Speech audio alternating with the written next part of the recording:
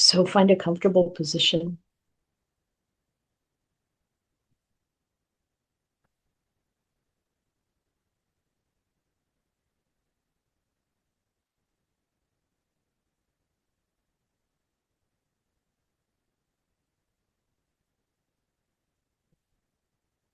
The Buddha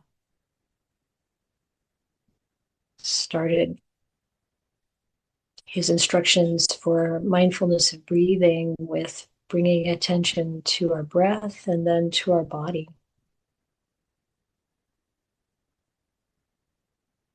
So, of course, there are many, many different ways to meditate.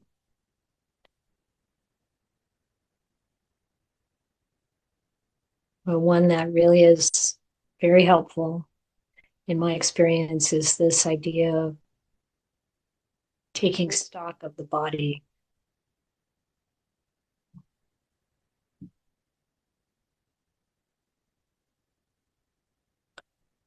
As we begin, really noticing the posture, how the body feels.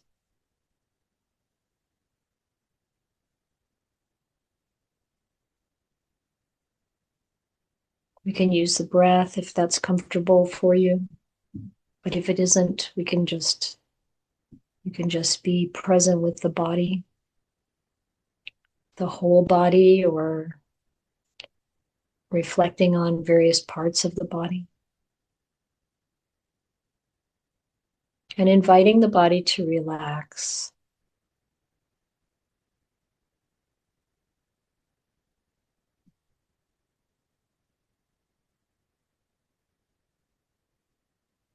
And when we talk about disease and death, we're talking about the body.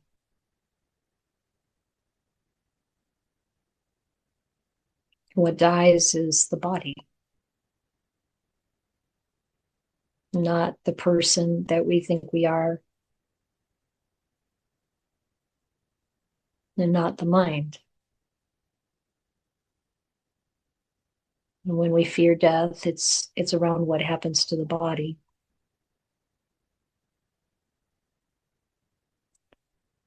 And usually when we're talking about disease in this context of mindfully facing disease and death, then we're also in general talking about the body, all the different kinds of illnesses and diseases that can surface in the body.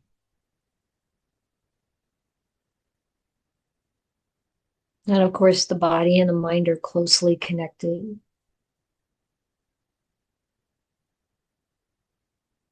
But the mind does not die along with the body. And Ajahn Ganha said the chitta never dies. And I said, what did you mean by that? And then the two monks, one sitting next to Ajahn Ganha and one behind him, they both, big grins came on their faces because they knew that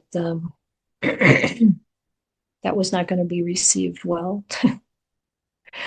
Or I don't know how to put it, but all he said to me was, if you ask that question, you're still confused. And I had not learned the way that he intended that. The chitta doesn't die along with the body, the chitta continues. But that is not a self. And that's what's important to sort through, to investigate. So, what is the mind?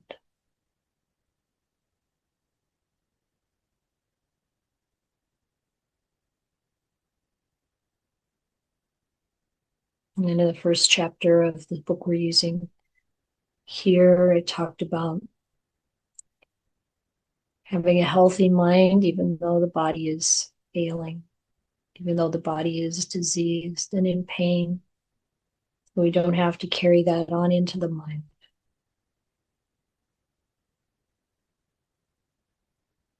maybe that was the first or second chapter, I don't know, earlier when we talked about this the last couple of weeks. Can we recognize that?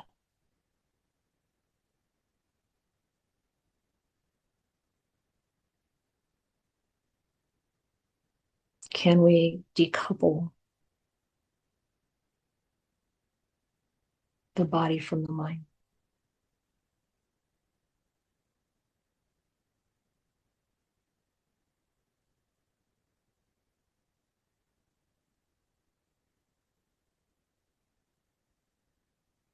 And it's good to recognize that this body is valuable, important, beneficial, something that's important to care for and make good use of, to not use it for the wrong things. Ajahn Panyawado said, human beings are constantly using body for the wrong things. We can use the body for very destructive purposes, but we learn and we train ourselves to use the body for the goodness that we can bring into the world, and also for investigation and realization of truth. And this body is such an important, precious container and connector to both the world around it and to what lies deep within, you might say. Understanding of ultimate reality is gained through the body.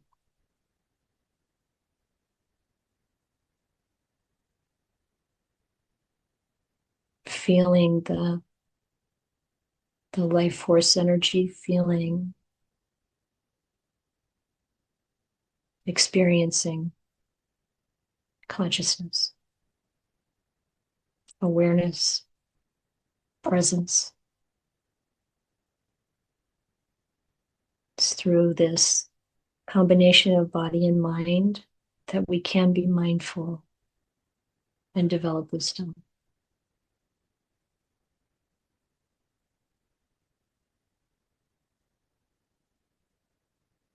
So we relax and we feel, and we observe and let go.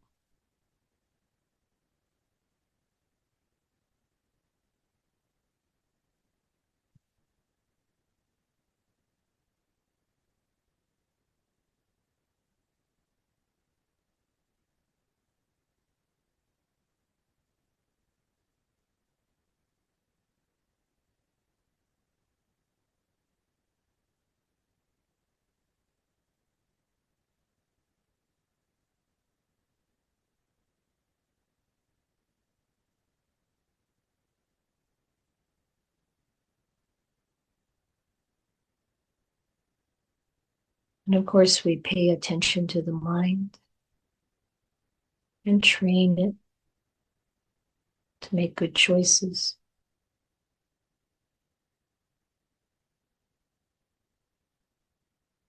Bring about the causes and conditions for awakening.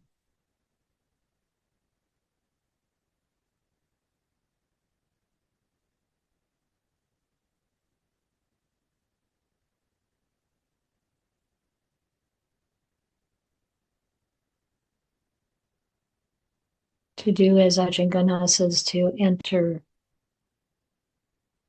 the right practice, the right path of practice.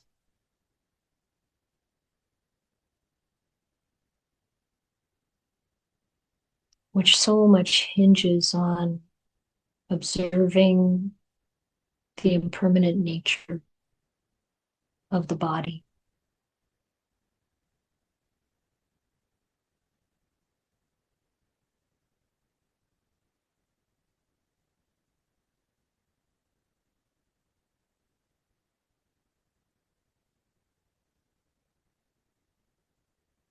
It's not about convincing ourselves that the body is impermanent and not ourself, but about observing it and knowing it directly.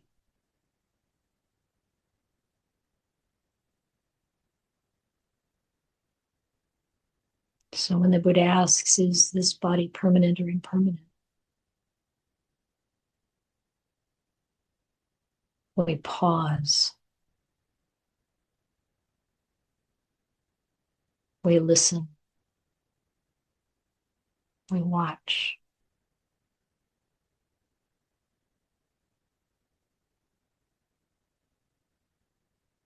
It's in that pause that understanding arises.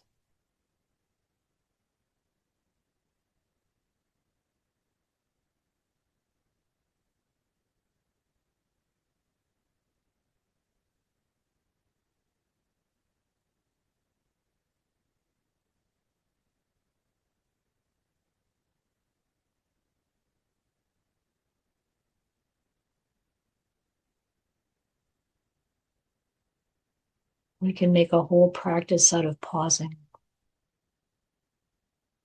Pausing when someone says something that we don't like. Pausing when painful memories arise. Pausing when we feel a reaction in our own mind. Pausing to listen. Even when the question seems so simple and the answer seems so obvious, we still pause. Because there's more to understand if we're still suffering.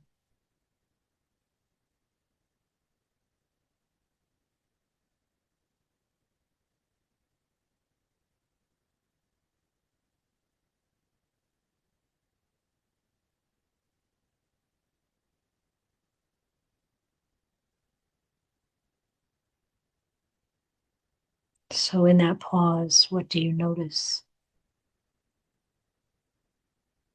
Your breathing,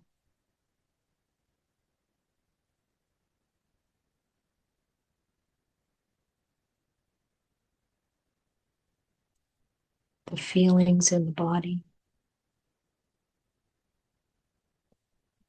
the perceptions in the mind, thoughts.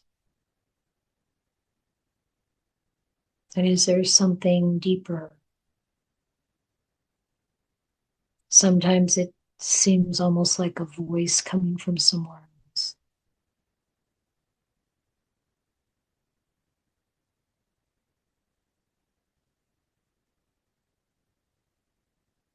We can't make insight happen.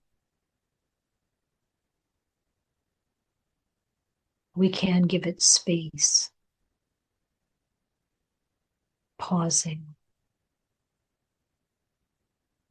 questioning,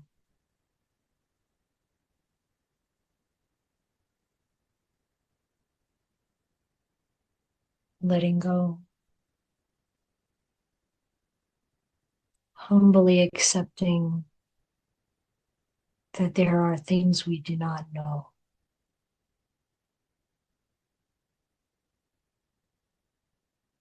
And can't figure out.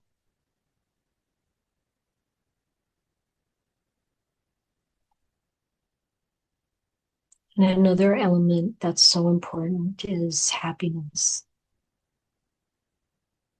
which we can cultivate from gratitude, from faith, from virtue.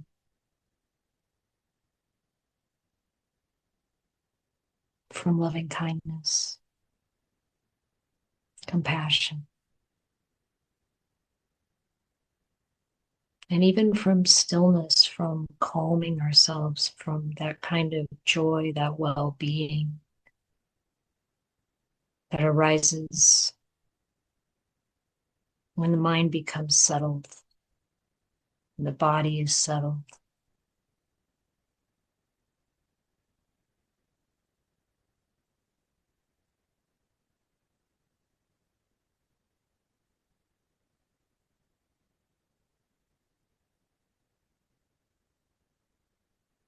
A kind of reverence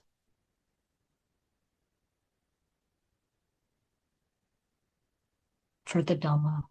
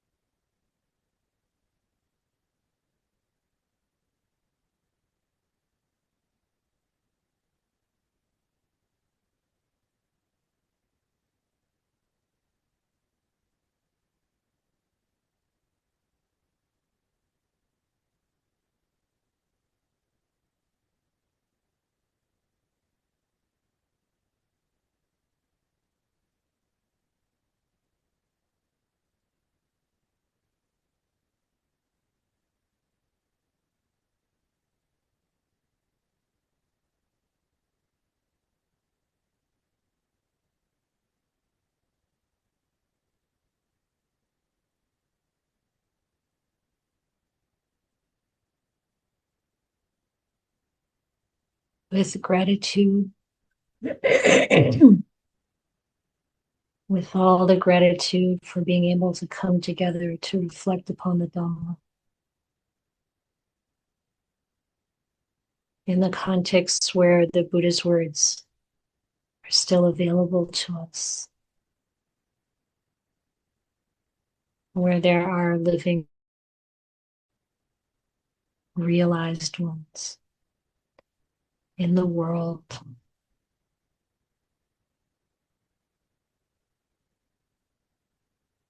Where we have each other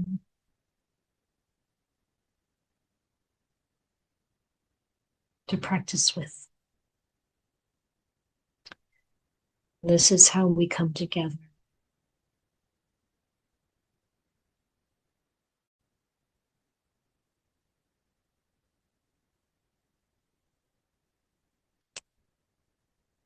For the great benefit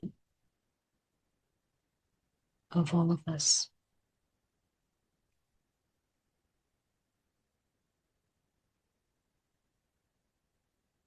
So bring the meditation to a close.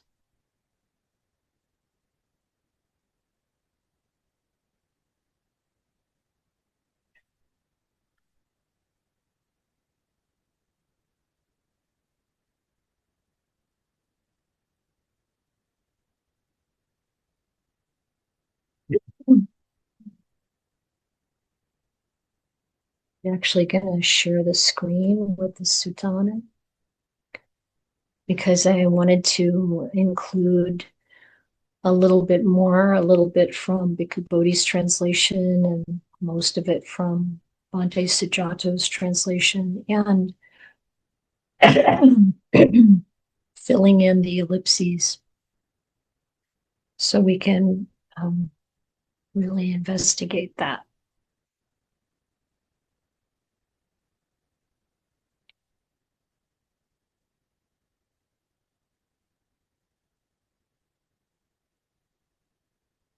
So the sutta for this session is from the Samyutta Nikaya. Actually, I think most of them throughout this 3 months will be from the Samyutta Nikaya.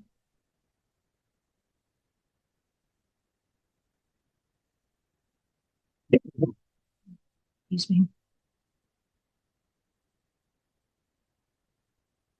Chapter 22, the chapter on the aggregates, and this is with Assaji. Well, there's some disagreement about the idea of which Assaji this is.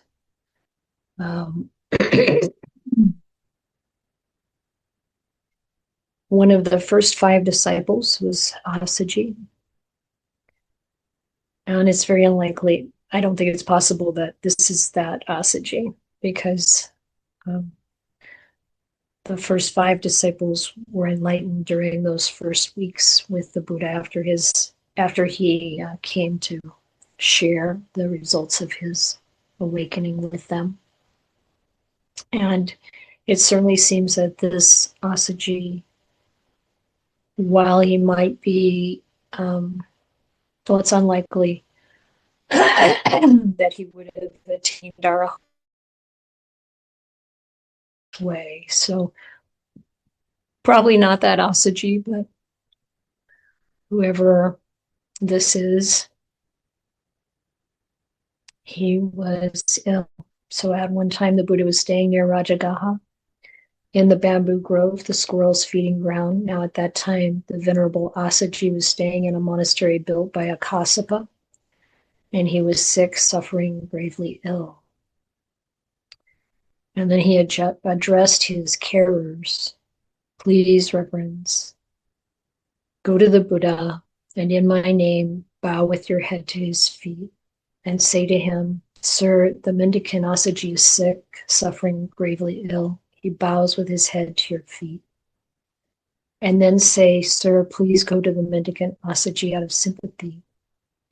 And the Pali word here is anukampa, which I think I would prefer the translation of compassion. So anukampa and karuna are both words that are translated as compassion, and anukampa usually is sort of an active form, like when you want some action, like when we want to be ordained, our request is, "Out of anukampa, please ordain me." And there's a kind of a basis for anukampa to be kind of a trembling, like a trembling kind of a resonance, or, you really understand my situation. And so out of that kind of appreciation or understanding, there's this request for the Buddha to come to visit Assaji. And then the monks reply, "Yes, Reverend," and they go and they do as they were asked. And the Buddha consents with silence. So then in the late afternoon, the Buddha came out of retreat and went to the Venerable Assaji.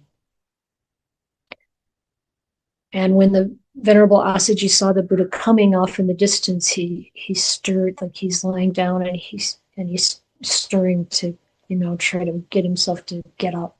But the Buddha says, "It's all right, Assaji, don't get up. There are some seats spread out here, and I'll sit there."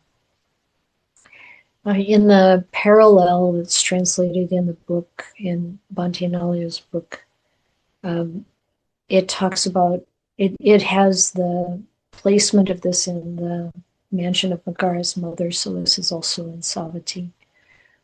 And this is in Savatthi. So it's a different place. They say the scholars say that one of the less reliable kind of facts about a sutta are in the, the placement, who, like where it was. And so you'll see that difference between these parallel versions.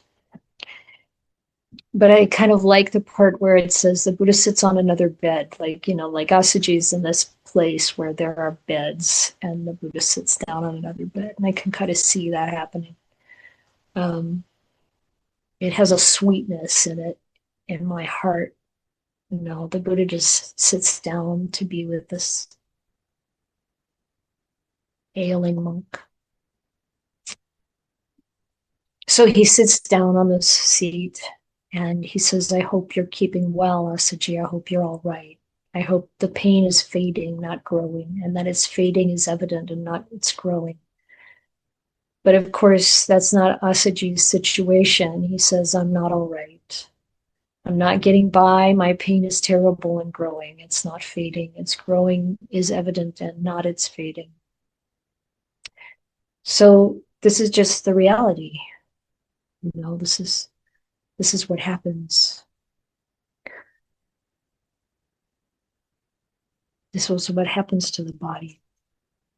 Sometimes it gets better and sometimes it gets worse. And it reminds me of, a story Ajahn Brahm tells often about when he got, what was that? It was, no, it was the, oh, shoot. What title? Yeah, I can't remember. It was typh. No, anyway, it was an awful disease, and it was deadly. And when Ajahn Chah went to visit Ajahn Brahm in the hospital, he said, "It's either you're gonna get better or you're gonna die, and you have to come to terms with both. Either one, they both need to be okay." And Ajahn Brahm said that was such a powerful teaching. It's very helpful. So we don't actually find out which way it goes here for Assaji, but you kind of get the idea of where the Buddha thinks it's going to go. And when he says the pain is getting worse and it's not fading away, then the Buddha turns to the state of mind. So I hope you don't have any remorse or regret. And he says, but indeed, I have no little remorse or regret. In other words, I do have quite a bit of remorse and regret. And then the Buddha says, I hope you have no reason to blame yourself when it comes to ethical conduct. Like, have you been keeping the precepts? So this can, really highlight for us how important it is to be keeping an ethical conduct. Like, it's going to matter when we're in this situation ourselves, to not have any regret around that. And whatever you've done in the past, it doesn't matter. But to know that you've been making every effort, once you understand the Dhamma, once we are exposed to the Dhamma, like the noble disciple, not the untaught ordinary person, but because we have this wonderful gift of knowing how important it is to have ethical conduct, that we are doing it. And Assaji fortunately can say, no, I have no reason to blame myself when it comes to ethical conduct. Well, in that case, why do you have remorse and regret? Why are you worried? And he says, now there's two different translations here. And I put both of them in here. Bhante Sujato's translation is, Sir, before my time of illness, I meditated, having completely stilled the physical process. And the Pali there is kaya sankhara. It's the same word we find in the mindfulness of in and out breathing. You're supposed to comb the kaya sankhara, the bodily formations, the bodily processes. The sankhara, this word is so valuable, so important. These are all, the Buddha talks about sankhara as all things that are impermanent, all conditioned things. So these are the conditioned things of the body, which the body is entirely conditioned, entirely based on other conditions. It does not exist on its own. Or I like Ajahn Punadhamma likes this phrase, not existing from its own side, can't exist from its own side. It has to have other causes and conditions to support it. And it's in flux, it's always changing. So these are the processes of the body. The body itself is processes. It's not talking about just the breathing or the digestion or that kind of thing. The whole body is constantly changing. Cells are dying, getting reformed.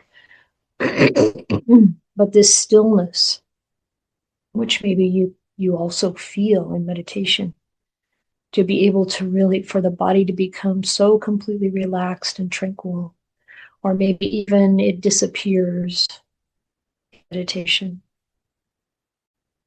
But Assaji says, but now I can't get samadhi. I can't get immersion.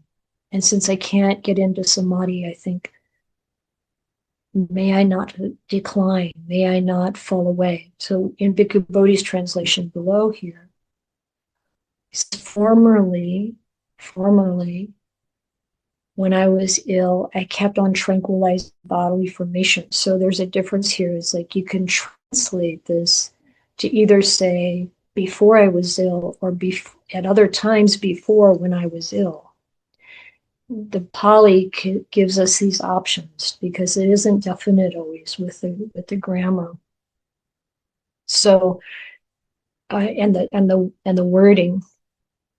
So you could think of it either way. Either in the past, when Assaji was ill, he would be able to calm the body, to really tranquilize it, and maybe go into samadhi in a way that he wouldn't feel the painful feelings so much. But now he can't do it. Or you can think of it as when he was not ill, he was able to do that, and now he can't. And so now he's worried, let me not fall away, thinking that if I can't go into samadhi, maybe I'm losing the plot. Maybe I'm not maybe I'm not really practicing, not on the path.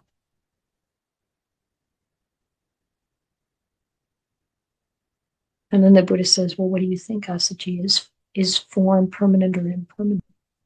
And this is where I added a little bit more than what you see in the actual discourse printed there, because there are these ellipses. So when you see that ... or in Pali there's this PE kind of thing, it's just like this. This is taken, the part that would be here appears somewhere else. It appears in the previous sutta, or it appears in a sutta before this one. And in this case, this text appears in a number of suttas.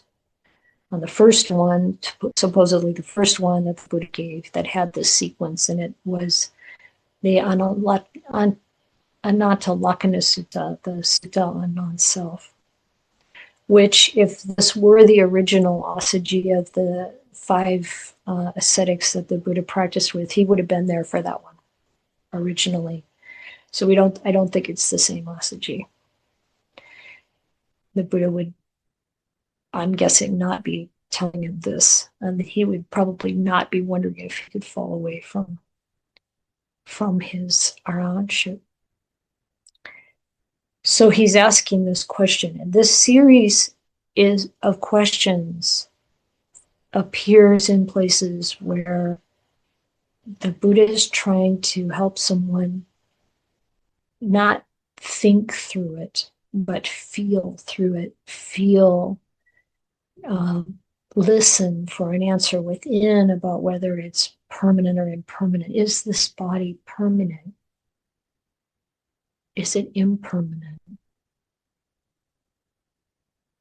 So if you use this as a meditation and you really wait to give the answer, for the answer to arise, you don't want to just assume it's impermanent because someone says it is, or because it says it in the scriptures. You want to know it directly. And it's amazing how many times we can hear this and think, oh yeah, I know that. I know the body's impermanent. But somehow we still are treating it like it's going to last forever. Or we're so attached to it not recognizing that, wow, if I don't let go of identifying with this, I'm going to go down. It's going to be super painful, super disturbing to lose this body. So this whole thing that we're seeing in this like mindfully facing disease, mindfully facing death, is to recognize that our identification with the body is a mistake. It's a misunderstanding. So when we're being asked, is this form that we're connected to here, this form that we get to make use of during this lifetime, is it permanent or is it impermanent? And Assaji answers, it's impermanent. And does Assaji answer this from a deep knowing or from an intellectual acceptance of faith? We don't know. But we know that we want. It's important to see the definition of Dhamma as, we have to come and see, we have to realize for ourselves, we have to ask ourselves without that intellectual answering or just taking it on faith. And then the Buddha said, but if it's impermanent, is it suffering or happiness? And again, not just automatically answering. Because sometimes there's very much happiness with this impermanent body. We feel a lot of happiness sometimes. But ultimately, the impermanent nature of it, if we're clinging, is going to be suffering. But even though we know that, again, to practice with this, to really help the insight to arise, to open up to the insight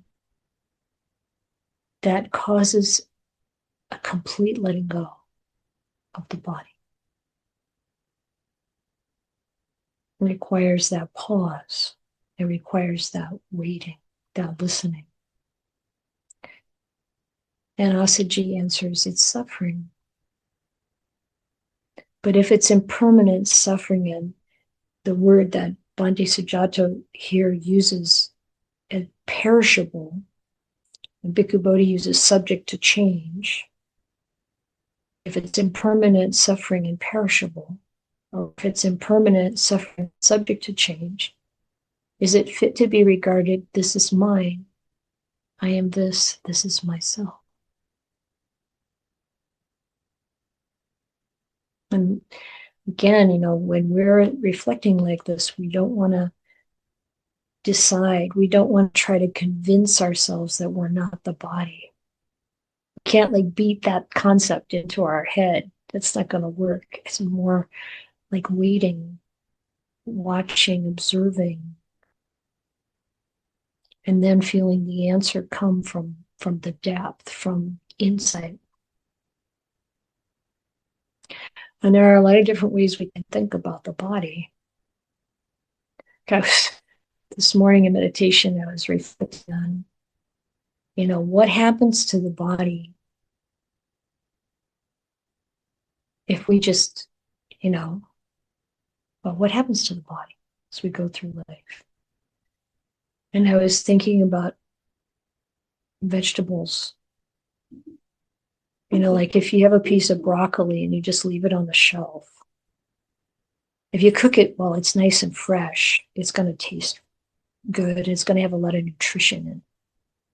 But if you just leave it on the shelf, what happens after a week or 2 weeks or 3 months or a year? This thing is not going to be very yummy. It's not going to provide nutrition. And it's just going to get, or a carrot, they get all wimpy and then they're going to get brown, and then they're going to get shriveled, and then this is the body. The body would do the same thing. The body does the same thing. And of course, the life force in the body and our constant caring for it keeps it going for a while, but eventually it's going to be like that rotting vegetable. And then what happens to the body? So when I learned about the microbiome, I've talked about this before, I think it's fascinating. You know, these critters that are in residence in there, in the body, they're helping the body. They're helping digest the food. They're you know, there's a symbiotic relationship there. But if they don't get enough of what they need, they start to feed on the body itself. So it's kind of creepy sounding, but if there's anything that can help you understand that this isn't you, you know, this might be that image, you know, and then and the whole thing that Ayya Santussika found out about, you know, like if we don't burn the body right away, if we want to compost it instead, what happens is that microbiome, bacteria, all of those critters, they start to eat this dead body, and it even gets hot again. So, you know, what happens if you've ever been with someone when they pass away? If you stay there with the body for a while, it gets cold, right? The life force is left. The chitta has left. The vijnana has left. Because the body isn't at a state of health that can support it anymore. It can't be connected to it anymore.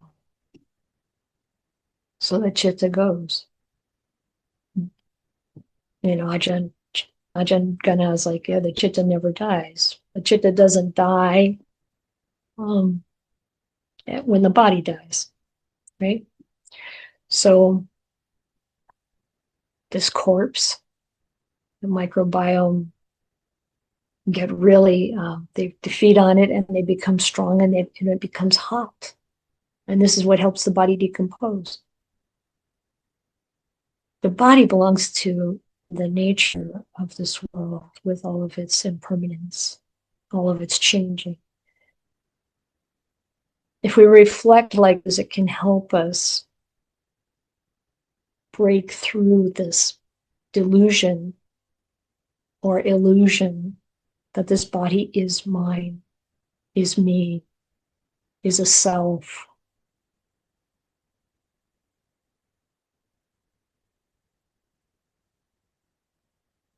And then the same sequence for feeling. So we turn to the mental side of who we think we are. And perception.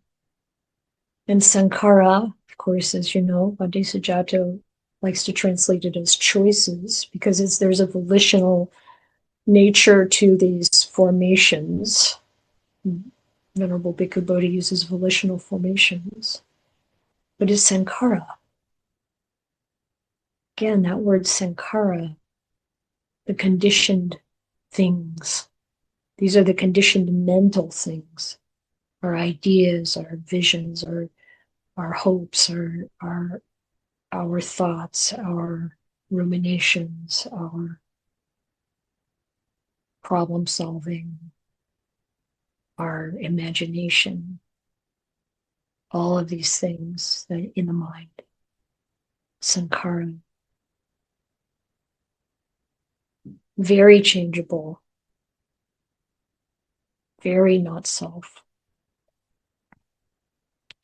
And consciousness, vijnana, sense consciousness, permanent or impermanent, suffering or happiness, self or not self.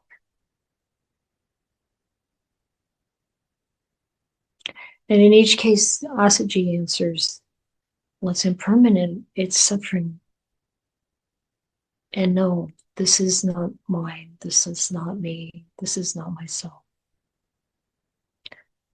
When the Buddha says, well, then therefore, Assaji, any kind of form whatsoever, whether past, future, or present, internal or external, gross or subtle, inferior or superior, far or near, all form should be seen as it really is, with correct wisdom. This is not mine. This I am not. This is not myself.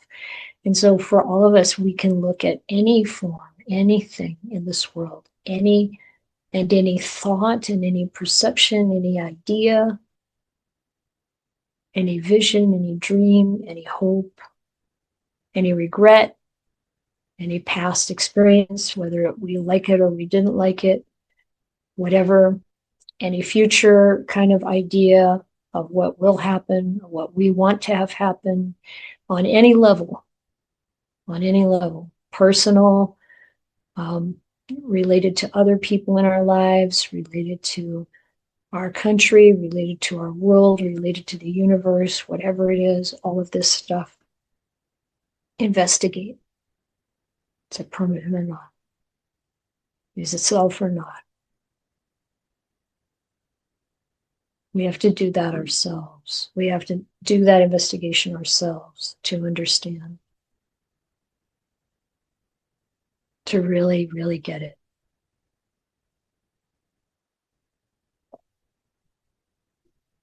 And the Buddha talks about this with regard to all the khandhas. And Assaji answers, no.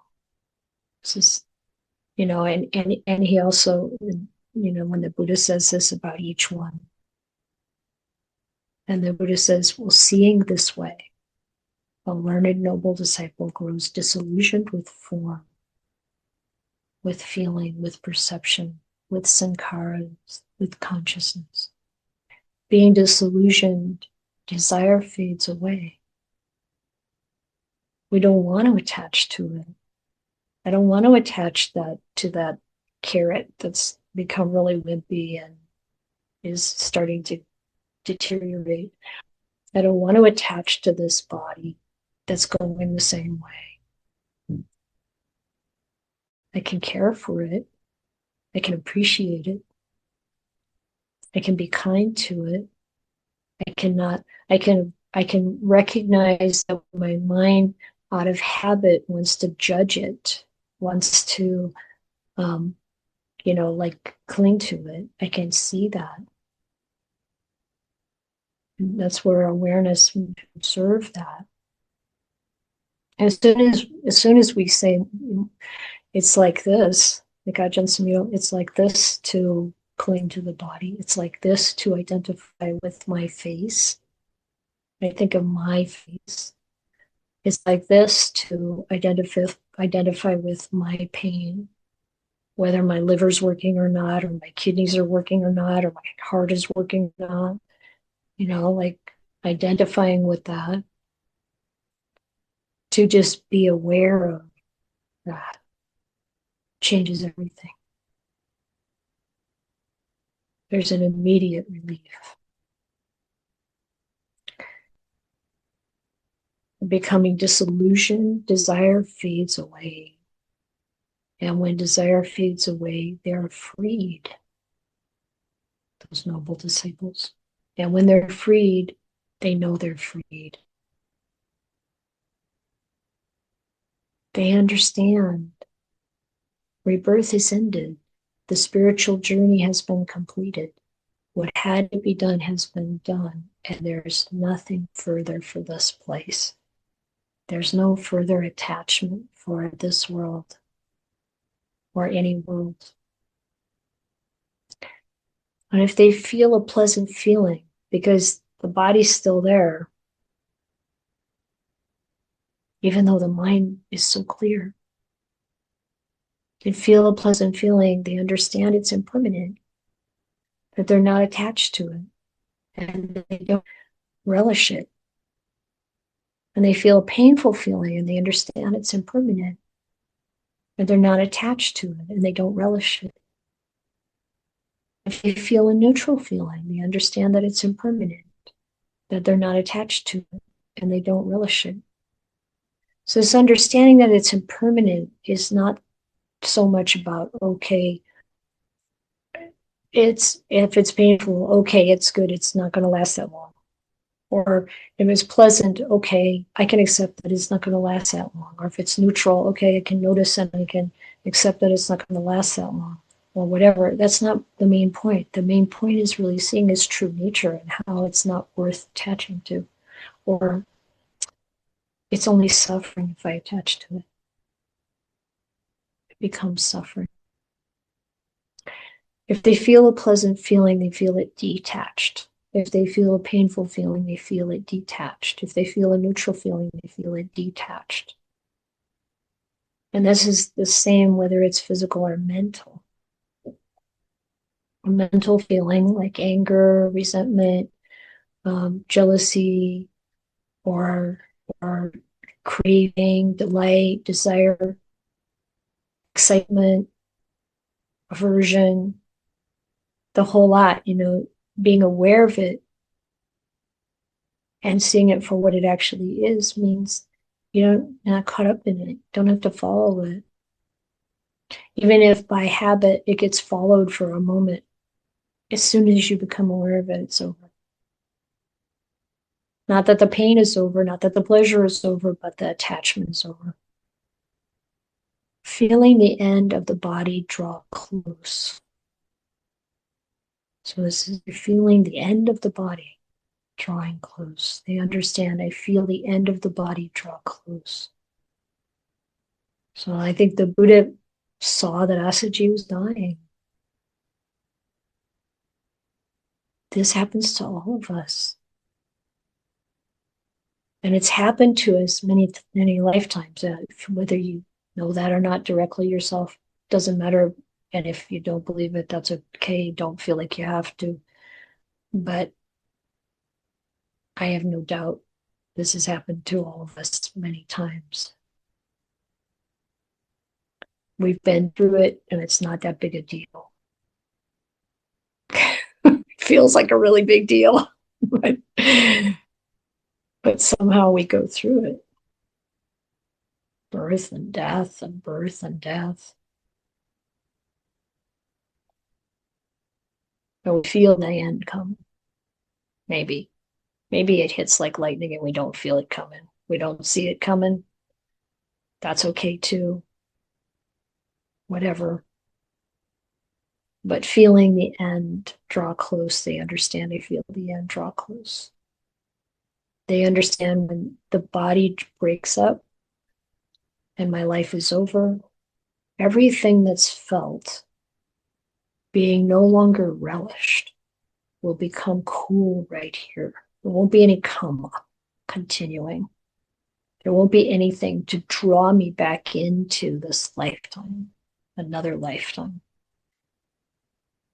When that isn't cool right there, when the feelings are being relished, when the feelings are being clung to, whether they're painful or pleasant, that's going to pull us into another existence.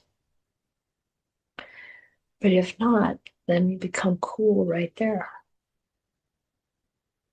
Peace, tranquility, the highest happiness, nibbana. Then the Buddha uses a simile. Suppose an oil lamp depended on oil and a wick to burn. As the oil and the wick are used up, it would be extinguished due to not being fed. And Bhante Sujato really likes this word extinguished. He uses that for nibbana, but I don't like it because it feels too much like annihilation. And there are these different views about what happens when you die. What happens when an arahant dies? What happens when a Buddha dies? And the Buddha said, don't go there. Don't ruminate over what happens when an arahant dies. Because until you have that insight, you don't get it, you don't understand. There's just no way we're going to understand that from this kind of consciousness of being in samsara. Ajahn Mahaprabhu said it's beyond that. It's beyond whether you exist or you don't exist. I think what kind of can make sense to all of us is that it's not personal. So when we think of things from this personality point of view, when we try to, like when we try to find the answer to what happens to the mind that's freed from a mind that's not freed from personality view, we can't grasp it. But we can reflect on what it's like to be free, to let go of all of the attachment, to let go of everything.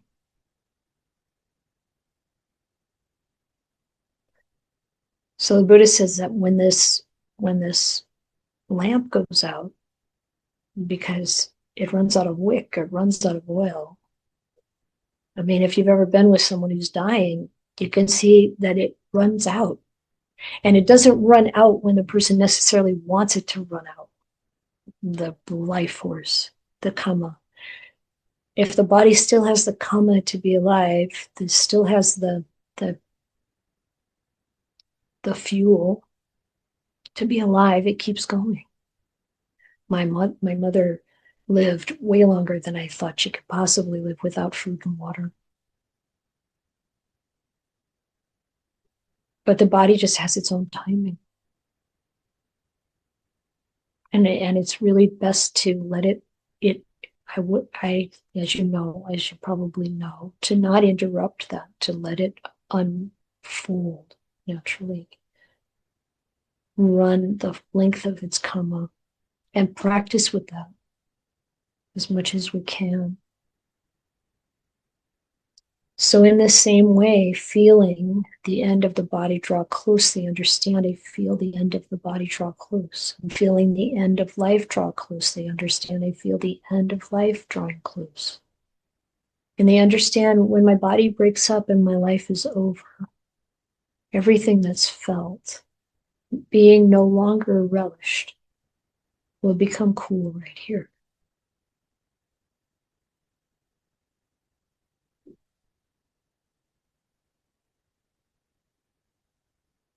So that's the sutta.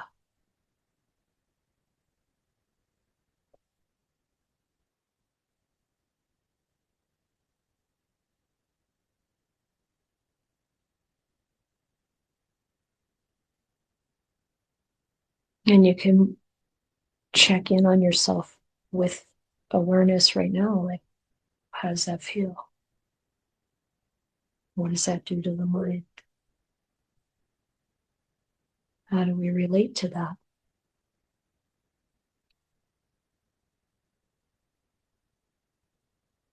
Does it bring up feelings of worry, concern, fear, or peace, or relief? Or maybe just curiosity, like, how do I practice so that when that comes, I can let go?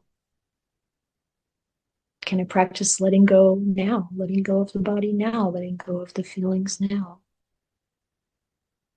letting go of the attachments, seeing my patterns of forming a self around the five khandhas, and watching myself do it, and noticing how I can see through it and let go of it.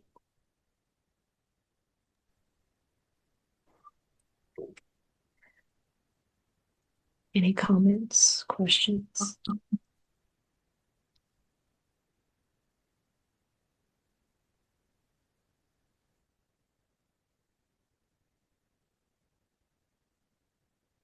Yes, Deborah?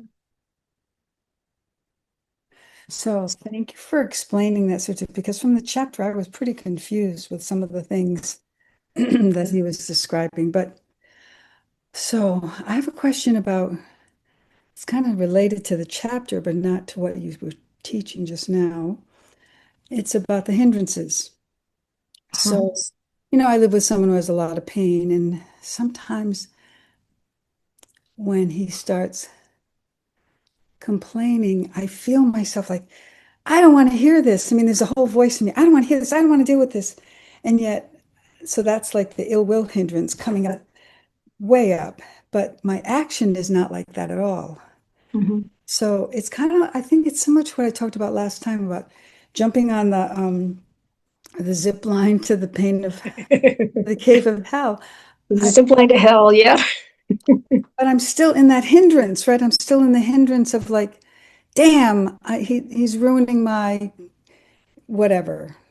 Mhm. And so yeah, a question about that, like, and I try to make that time shorter and shorter. So when I hear like that coming up, I think, well, what's my response going to be? And then I go into the Brahma Viharas and practice more compassion and more loving kindness and gladness, the whole thing, and equanimity. And Yeah, so I don't know if it's really a question. It's just something that kept coming up as I was reading this chapter and realizing that that quality of mine to push something away comes up all the time.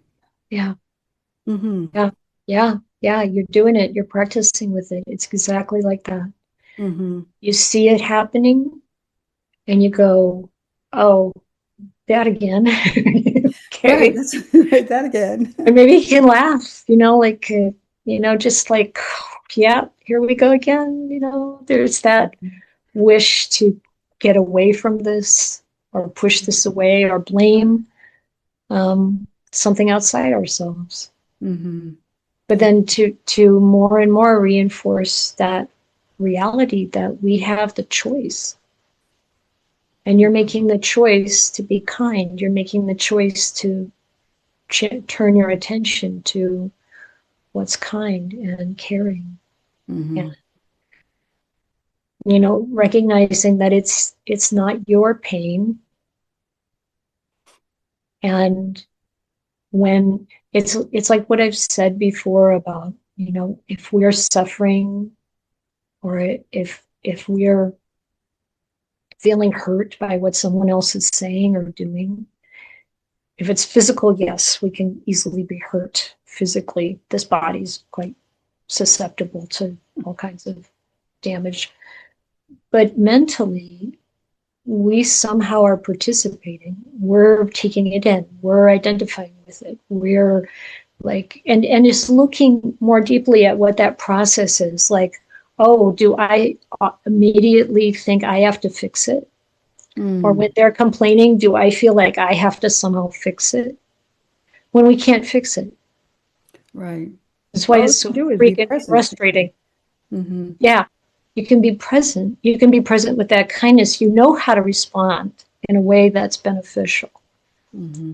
But observing that mental process, that habit process of taking it in, and like it's so common that we want to blame. We want to blame someone else. So will that change eventually that I won't go into that hindrance? It might not change. Mm. But what changes is your attachment to it. Hmm. I mean, that's likely going to change it. It's Right. likely going to get weaker. If we believe in it, it gets stronger. We know that. Right. If you believe in it, if you just go with it, you're on the zip line to hell. You know that. You are. That's right. I love that image. It's like, yep. Right. Just Hmm. don't get on that. Don't grab that handle. Just I don't know. do Don't it. do it. It's like, yeah, it's there. When we know it for what it is, we're detached. Hmm. So more and more are recognizing that choice of Hmm. being detached from it. And Yeah. And I guess it's like everything. The more you practice some of the response, the faster it can come up for you. Hmm. yeah, and it's more than like a adjustment of your behaviors. It's more than a behavioral change. Hmm. It's an insight that's developing. And the insight is, there's all this pain and suffering around us. Mm-hmm. It's so easy to hear about it these days. All you have to do is pick up that device. Right. Why we pick it up is anybody's guess. I mean, we're just so interested in being distracted. But the reality is there's so much pain and suffering in this world. Right. We we we can't be freed unless we do this process that was just described in this sutta, Mm-hmm. to really understand the true nature of samsara. Mm-hmm. That all of this is impermanent. It doesn't stay the same. We can have these ideals about how it should be. A great democratic country that is the beacon of freedom and hope for the world can't be sustained because it's constantly changing. And all of the forces of samsara, the ugly and the beautiful, the wholesome and the unwholesome, the virtuous and the utterly disgusting, are all operating all the time. Mm-hmm. Nothing stays the same. Nothing can hold to the center. It's gonna change. Right. And when we don't want it to Mm-hmm. change, we suffer. Mm-hmm. Right. And when we don't accept the change, we suffer.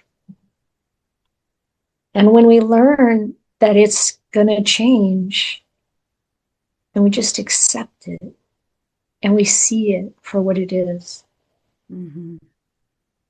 we can let go and find the relief. Mm-hmm. And we practice that with this little world we have around us,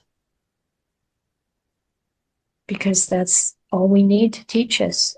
We can learn it all from this body. Mm-hmm. We don't really need another 8 billion bodies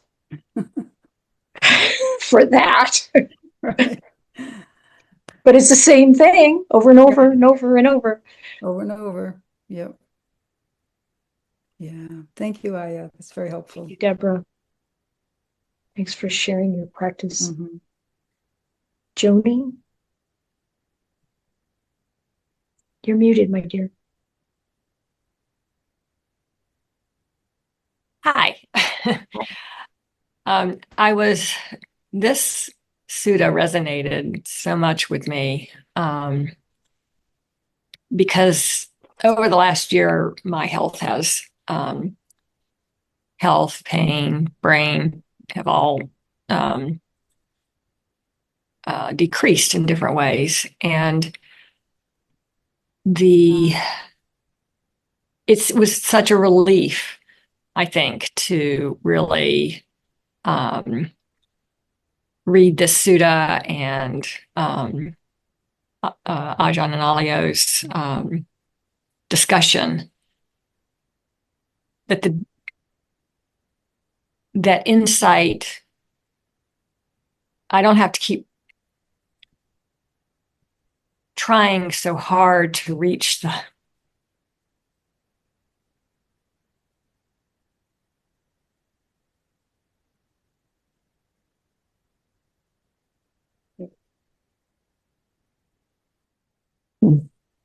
concentrated states. Yep.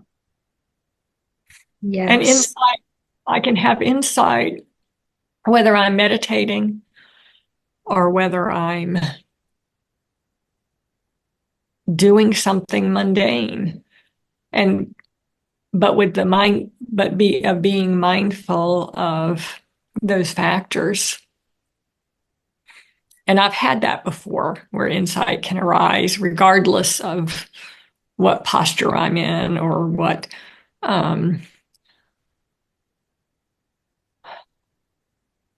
body action is going on, with the mindfulness. And so I have been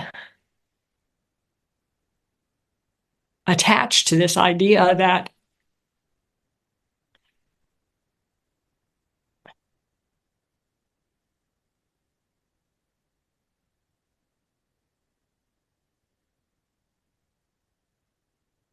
I need to be doing things more for the concentrated states, and that it's not enough. So, thank you. I'm so glad, Joni. Thank you. Thank you on a few levels. The most important one is your personal, genuine experience of realizing that you don't have to have that. You don't have to be someone who gets samadhi or gets jhana or gets something else, but that insight arises anyway, just from awareness, just from opening and saying yes to experience, to being present with it. Thank you so much for sharing that. I agree. I know this for myself. Yes, samadhi is valuable. And the second reason I appreciate what you're saying is I somehow skipped that in the sutta. I don't know if many of you probably noticed that. I didn't read, I don't know if it wasn't in my document that I created and I somehow missed that part, but it's a very important point for this sutta in particular, where it's not about being able to go into samadhi. The Buddha said, if that's what, some people think that's what the practice is, that it's mostly meditation, that it's mostly the depth of concentration you can gain. But the Buddha's like, no, it's not that. It's valuable. It's useful. It's one of the factors of the Eightfold Path. But when Ajahn Kana says, no, the samadhi doesn't need to be that deep, and you start to reflect on, well, what is samadhi? Well, when do I experience it? Well, when Ajahn Kana says you have sati, samadhi, and panya all the time, no matter what you're doing. What kind of samadhi is that? No mindfulness, stillness, collectedness of mind, and wisdom. What's that like? How do you experience that? We each have to know for ourselves in a certain way. So like when I'm meditating during this retreat and I'm still, the body is calm, the mind may not be all that calm in the beginning, or maybe even, like whatever, but the PT is flowing through. There's this, and like my experience too is that insight can come without even recognizing that there's samadhi in play at the time. Mm-hmm. And so knowing that not going into some deep meditative state is not a barrier. We can still recognize, realize, understand, know. That knowing can come through. That depth of knowing can come through mindfulness, through awareness. Thank you so much. And this habit we have, particularly in the West, of thinking we're not enough. We're not doing enough. This was, I've shared that insight that I had 20 years ago when I was attending a talk of Ajahn Blian. And the realization was that everything's falling apart. The image was just everything and everybody sliding down this mountain into oblivion.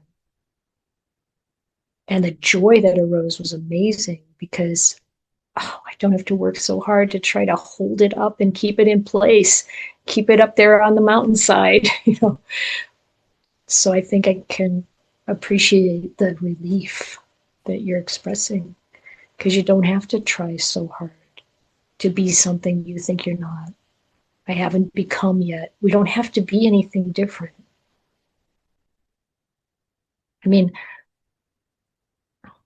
what your personal realization will be of what you really are, I don't know what that will be like. For Ajahn Sumedho, he said, the realization is that we're already perfect, but we're not an individual self. The perfection is being Dhamma.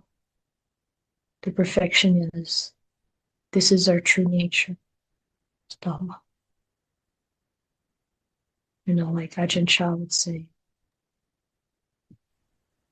our consciousness, whatever word, whatever image, you discover what your true nature is yourself. It doesn't mean you have your own brand of Dhamma. It's not that. You discover what really is. It's not something we make up. It's not something we decide on. It's not something we imagine. It's being open to direct experience of truth, immutable, unchangeable truth. And we don't have to become something else.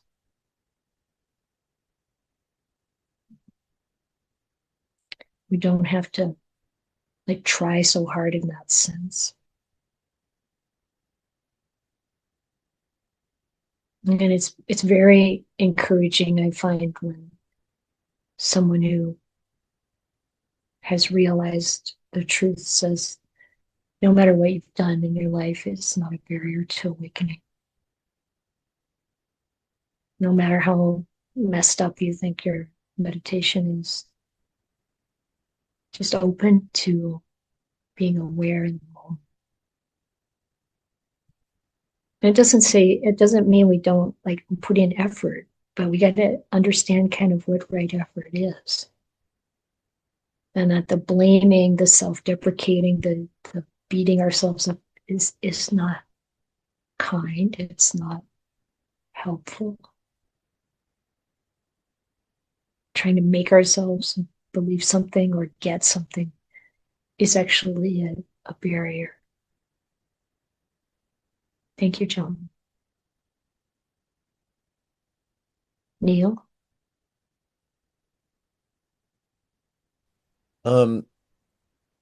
I see Sarah also has a hand up, and I would defer to her because the leaf blowing just started outside, and I don't want it to ruin the recording. So hopefully it'll be done shortly. I can't hear it. Oh, well, Yeah, it might be okay. If you want, you can defer or you can continue, but I don't think we're going to hear the leaf blowing. okay. All right. Well, well, and now on and off it goes. So this is something really deep and heavy for me, so I'm kind of hesitant, but you said something that took me by surprise, which was, I think you said Ajahn Gunha says, the chitta never dies. And over all these years of Buddhist practice and study, I had always heard when people say, what is it that continues on after death, that there is no answer to that, so that it can't be expressed. And so that surprised me. But at the same time, it gave me some comfort, which I think is probably not a real comfort or a truthful comfort, in that, so as I'm getting older, and now I'm in my 70s, for me, the fear of death isn't around the body, because I've been lucky enough, I guess, that I've never had any serious or very few serious things go wrong with my body. They're starting to a little bit now, but even as a kid, for as long as I've been alive, my fear of death has been this idea that this consciousness that calls itself Neil and that sees the world through this very subjective lens will someday disappear. I can't fathom that that's possible. And I used to be awake all night as a kid, trying to grapple with this and having panic about it. And now that went away over the years, but now as I'm getting older, it comes on late at night and early in the morning. Mhm. And so to hear you say that there is something that doesn't die gives me, like I said, it gives me comfort. But then you talk about, and I've heard this many times as well, that the goal of practice, if one can use that word, is to no longer return, Well, right, not to this world, not to the to this samsara world. realm. So that takes the comfort away because I want, even though I know that if this chitta is somehow reborn in another being, Neil, won't know it, won't be aware of it. Is this too heavy? No, the fundamental dilemma is in believing I am a separate self. So that's the place to look. Who is this? What is this separate self? What is this Neil that wants to continue to exist? Does it exist now? Who is Neil? I mean, this is the area to investigate. Because if this fear is the fear of this separate self falling Disappearing. apart, Yeah. disappearing, coming to an end, then the important step is to recognize what is not the separate self. And to see that this separate self really is just illusion. But you can't just take my word for that. Yeah. You have to really understand that yourself. And the way it works is to really, like, everything you think is you. Really investigate that. Is it permanent? I mean, this Neil, this thing that's Neil, does it change? Mm. Is your personality the same with everybody? Or does it change? Yeah, it changes. Yeah, just look at that changeability and how it can't hold anything steady. It's not like it's not going to exist. It doesn't exist now. So in asking this question, I've realized something that I don't think I've thought of before, which is that in all of this practice and study, I think what I've been looking for is some sort of comfort. And when I think about people who uh believe in, a theistic religion, I'm sort of like, oh, come on, you're just looking for comfort. Well, I just realized I'm looking for comfort. And so in what you just said, where is the comfort? Where is the comfort? Indeed. Where is it? I mean, in my experience, the comfort is in realization. It's in insight. When I saw that everything's falling apart, everything is falling apart. And this joy arose. Where's that joy coming from? Mm. Where is that relief, that joy, that solidity? This is Dhamma. This is Nibbana. This is not samsara.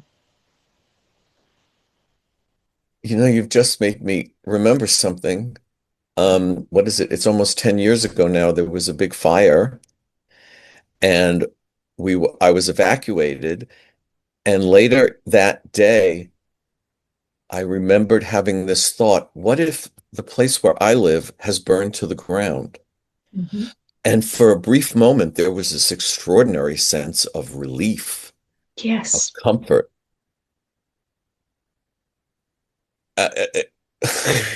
So, and I have no idea where that came from, but okay.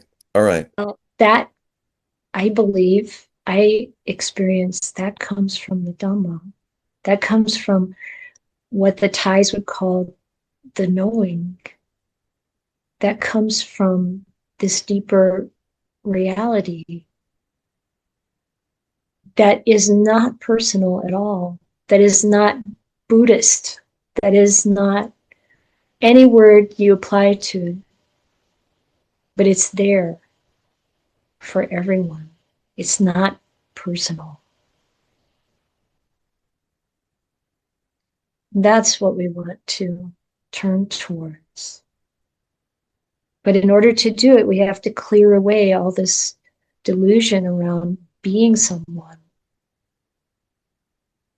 clinging to our views, our opinions, our likes, our dislikes, our It's so ideas. hard though.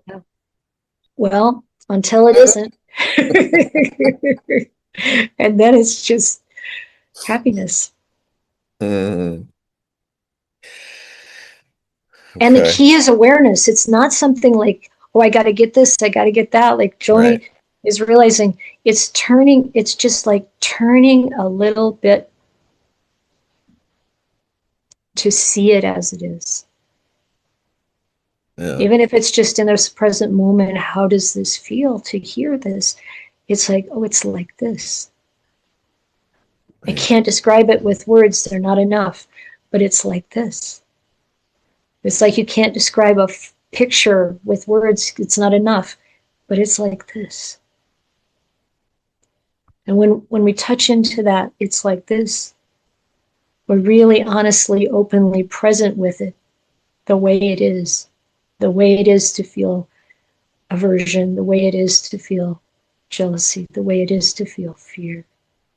And when you have that fear come on at night, just turn towards it. It's like this. Mm, And mm. notice how that feels. Notice what comes then. Thank you, Neil. Thank you. I'm glad I was here today. Glad all of you are here today.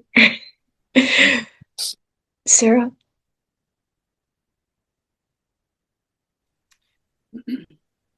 Thank you for the teaching. I've heard things are all falling apart many times, but there's something about the way you said it and this image of sliding into oblivion that just really landed. I mean, it feels really powerful, and I want to sit with that and reflect on it some more. And I wondered if you had any ideas about what I could read or where what did that come from, the sutta, and who said that again about sliding into oblivion? Oh, it was just my own realization as I was in a room with 50 other people and Ajahn Blian, and he was talking about his journey from beginning to end of the path. And that discourse is it's transcribed, translated, of course, into English and transcribed, and it's on our website. You can find it, I think, under teachings on our website. You can read what the translation was of what he said. But it's not so much about what one teacher says. It's about, we look at these teachings and we can find the same message in all of them. But when does it really land? Like you're saying, when does it really land? So you could take a look at that, but you can also listen to Ajahn Sumedho talking, or whatever. But it really lands when it comes through the Dhamma, through our openness to Dhamma, to reality, letting go of the sense of self. Adrian just gave the link in the chat. Oh, thank you. Thank you, Adrian. Thanks, Adrian, and thank you. That was really helpful. It feels like it's still in me. Good. Yeah, just be present with that feeling and know how to come back to it. Just bring it up in recollection as you meditate. See where it goes. Anne? Yeah, I just want to say thank you. So I was first really struck with the chitta never dies, and as other people are saying, that really resonates and a relief. And then the other thing, as we're progressing, I'm just realizing, we're not the same. I'm not the same. Bits get lost. It's physical and it's mental, and that's what it is. And trying to hold on the bits that get lost. I mean, it's like, okay, what did I do with my glasses? I mean, every day I'm like, okay, where did I put the car key or whatever it is? It's like trying to hold on to those bits and pieces physically, and for my husband who could never find anything. And that's on one level. And the other level is like, well, bits of my mind. And I'm just like, well, that's the way it is. So I think that's the message. That's the message. Yeah. And then the secondary part is, what does this mean? Am I getting dementia? Or what is it, like what's going to be like 10 years from now? Or am I going to be around 10 years from now? Is it, who cares? It doesn't matter. All those musings, it's like, this is today and this is the moment.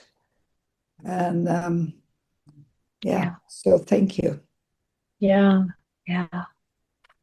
I mean, in this present moment, turning towards the nature of reality and allowing it to affect us, allowing our own understanding to be there with it. This is the message. We might come to want to talk about how do we face disease and death because we've got fears, because we're having to do it, because, but in the end, what it's about is awakening, full freedom from this delusion.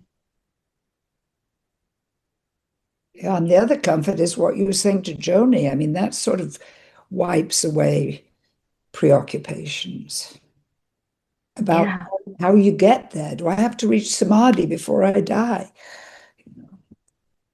So thank you. You're welcome. Thank you, Buddha. Thank you. Thank you, Lord Buddha, and all of the living beings who have awakened since then, regardless of gender, regardless of race, regardless of anything.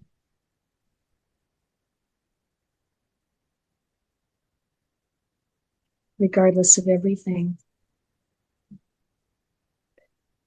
So thank you all for your practice. Even though we have this perception of a separate self, we really are pretty in this together. We do help each other, and we can provide encouragement to each other. It's good to have friends. It's good to be there for each other, and it's also good to be forgiving and knowing that, in this constant changing that we see in ourselves, sometimes we're patient, sometimes we're not. Sometimes we're wise, we're coming from wisdom, and sometimes we're not. And to be patient, to not reject based on some kind of experience, but to always be looking for the gold, be looking for the truth, be looking for the Dhamma, and let go of the rest.